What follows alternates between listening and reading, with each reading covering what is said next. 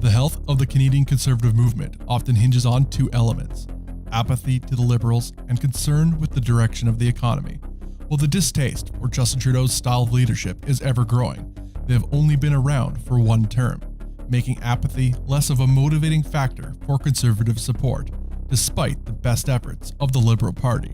The Canadian economy, however, has taken some major hits, including the stalling and cancelling of various oil pipeline projects, which were expected to bring tens of billions to the Canadian coffers. There are a multitude of economic mishaps committed by the ruling Liberal Party, with the effects being felt throughout the nation. This hit to our prosperity further increases support for Conservatives. But there is a third, multifaceted element that is creating an ever greater discord in the status quo of the nation's political climate, an element that the Conservative Party has neglected all too often throughout history. Conservatism, the belief in small government, free markets, and liberty, is a notion rarely talked about in the big government machinations of the Canadian political landscape, despite the prevalence of the word. Conservatism, as practiced by the Conservative Party, is an ideology oftentimes indistinguishable from Canadian liberalism.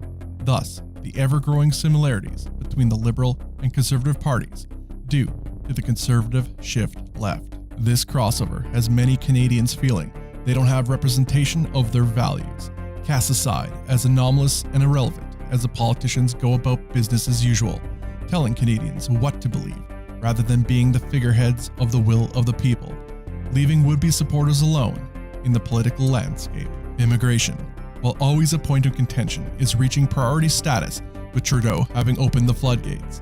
Tens of thousands of these so-called refugees arriving across the southern border from the United States.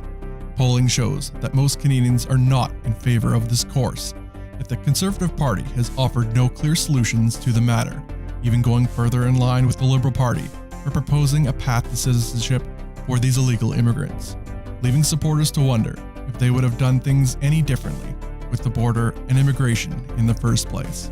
Free speech, the most taken for granted aspect of our freedoms, has been under attack with increasing boldness. While much has been made of Bill C-16 and the rise of Jordan Peterson, the war on free speech far predates the current Liberal government, with the likes of Conservative political commentators Ezra Levant and Mark Stein being put in front of human rights commissions for voicing their opinions, costing them time, tens of thousands of dollars, and personal distress for years on end, with their careers and livelihood threatened, all for voicing points of view deemed offensive. With various other issues beginning to gain traction with Canadians, Conservative and otherwise, the Conservative Party would do well to address the concerns their potential supporters are voicing. But if history and recent events are any indication, Andrew Scheer's Conservatives have no interest in getting embroiled with these contentious issues. With a beaming smile to the media and a blind eye to the Conservative base, the Conservative Party's path is set, on course deeper into left territory. Conservatism still means something to Canadians. The basis of conservatism is liberty, a cornerstone value to these beliefs, and one not instantiated enough within our political rhetoric.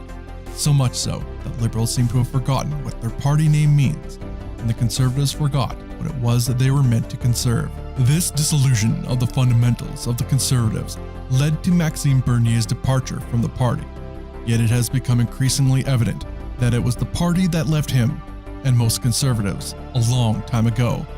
The Libcon party attached at the hip, Bernier drew a line in the sand, an exile on principle, brandishing liberty. Yet he has found that he is not alone.